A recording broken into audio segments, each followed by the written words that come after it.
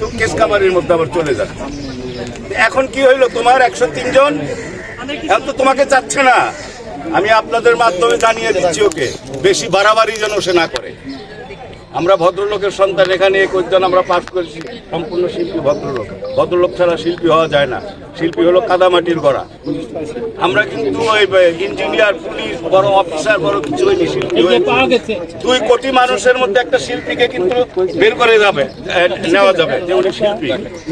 শিল্পী কিন্তু এত সহজ ভাইবেন না আপনি, আর আপনি মুখোশধারী শিল্পী হয়েন না, বলে দিলাম। ভাই বোন এবং কি বলবো, সবকিছু তো 103 জনই বলে দিল। আমার এখানে কিছু বলার নেই।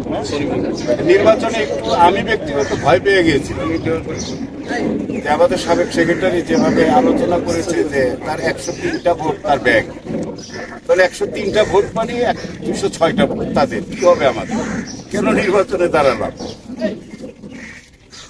নির্বাচনের আগ থেকে তার চলাফেরায় হয়তো 103 জনের কিছু কিছু জিনিস তাদের কাছে খারাপ লাগছে, তাদের নেতৃত্ব একা একাই সবকিছু করে, যতটা আমরা শুনেছি। যাই হোক, ভিতরে তাদের বোমের মতো, আগুনের মতো জ্বলতেছিল, তারা প্রকাশ করতে পারে। আজকে দেখেন, এই যে আমাদের রমিজ ভাই একজন সিনিয়র শিল্পী, একজন প্রডিউসার, সে অভিনয় করে, তার 2টা কিডনি ড্যামেজ, মাঝখানে হাসপাতাল ভর্তি ছিলেন। যে লোকটা বিপণের পিছে ঘুরতে ঘুরতে জুতার ক্ষয় হয়ে গেছে, এর আগে কেস করছিল, এই লোকটাও টাকা ইনভেস্ট করছিল 50,000 টাকা তার পক্ষে। তার একজন কর্মী হাসপাতালে আইসিইউতে ভর্তি, একটা দিন দেখতে যায়। এই কি চায়, কি চায়? সে কি তার নিজের ক্ষমতা নিয়ে নিজেই একা একা যুদ্ধ করতে চায়? কেউ পারে? পৃথিবী তো পারবে, কর্মী তো থাকতে হবে। এই কর্মীগুলো আজকে যে কথা শুনলাম, যে তারা পারতেছে না যে মুখ দিয়ে প্রকাশ করতে, যে সে যে কত হেয়পূর্ণ কথা আমাদের রানিং কমিটির বলতেছে, যেটা আমাদের সংবিধানে আছে, তার সদস্য পদ আমরা বাদ করে দিতে পারি যদি আমরা মনে করি। সে কি পাইছে এগুলা? সে নির্বাচনের দিন সকালবেলা রেজাল্টের সময় সে আমার শ্রদ্ধেয় প্রেসিডেন্ট, আমার শ্রদ্ধেয় সেক্রেটারির গলায় মালা পরিয়েছে, যেটা বিগত 10 থেকে 15 বছরের মধ্যে ইন্ডাস্ট্রিতে হয়নি। আমরা তো বোকা হয়ে গেছি। যাক, ইন্ডাস্ট্রিটা নতুন করে ভালো হচ্ছে, ঠিক আছে। এর আগের বার আমার প্রেসিডেন্ট হেরেছিলেন কাঞ্চন ভাইয়ের সাথে, কিন্তু মালাটা কিন্তু করিয়েছিলেন।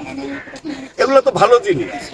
আর আজকে সে কি করলো, কোর্টে ঋণ করে নির্বাচন নাকি ভালো হয়, সুস্থ হয়, সে কিন্তু কেস কামারির মধ্যে আবার চলে যাচ্ছে। এখন কি হইলো, তোমার 103 জন এখন তো তোমাকে চাচ্ছে না। আমি আপনাদের মাধ্যমে জানিয়ে দিচ্ছি ওকে বেশি বাড়াবাড়ি যেন সে না করে।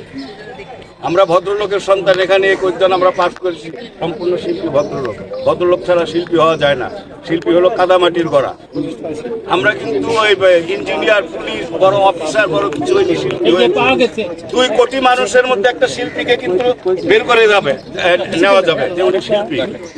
শিল্পী কিন্তু এত সহজ ভাইবেন না আপনি, আর আপনি মুখোশধারী শিল্পী হয়েন না, বলে দিলাম।